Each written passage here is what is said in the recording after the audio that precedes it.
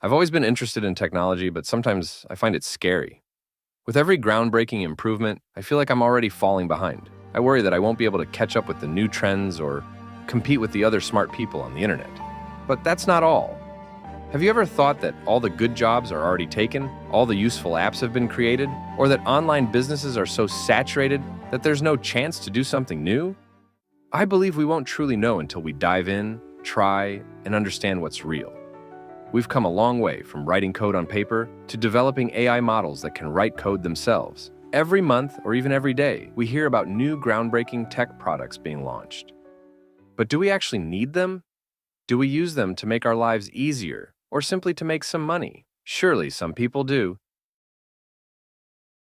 We have tons of resources, tutorials, and how-to videos on YouTube.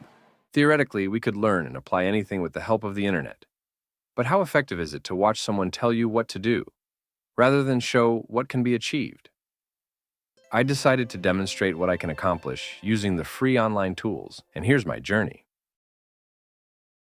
Building an app is hard, but not as hard as it used to be, thanks to the help of AI.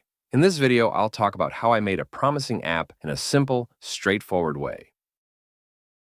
First, I needed an app idea, because every movement starts with an idea. But an idea isn't just a single, compact concept. You need emotion, humanity, and strong faith. And yes, I believe that ideas are built. They don't just appear out of the blue unless you're a prophet. The feeling of loneliness, my love for the people in my life, especially my elders, and my belief in continuous learning inspired me to create a socializing app for elderly people.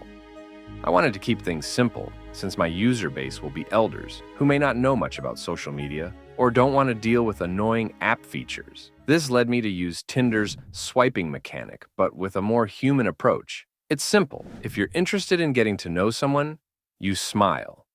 If not, you stay silent. I also added a matching system and a basic chat feature. Lastly, I limited the number of swipes to 10 per user to maintain peace among them. Now, the technical details, don't worry. You'll follow along without getting overwhelmed by complex terms. I'll let you know my secrets. First of all, my app runs on the web, so there's no need to install anything. Just type in the URL and hit enter. And here's the good news. I didn't code my database, server, or authentication.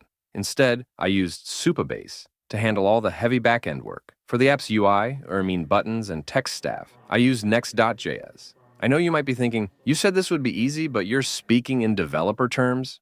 Don't worry, I had a strong helper to deal with all of this. Not a mentor or Google, but ChatGPT. I asked ChatGPT all my questions, and it ended up writing 80% of my code. The remaining part? Just creating folders, choosing colors, and fixing some bugs when ChatGPT went a little off track. Finally, I hosted my app on Versal, and it was as easy as posting this video on YouTube.